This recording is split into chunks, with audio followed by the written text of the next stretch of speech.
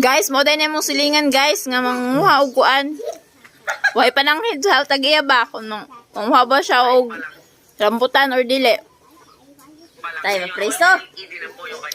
Preso na yun, preso. Makakatulong na sa komportableng biyahe. Sobrang minimal lang din ang digas sa makikita niyo sa kanya, kaya mas premium na tingnan. This time around, din po siya.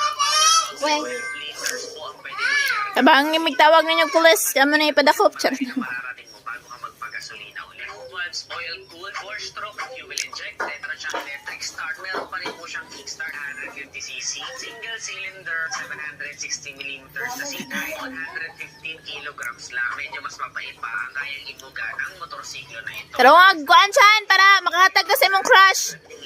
Meron po tayo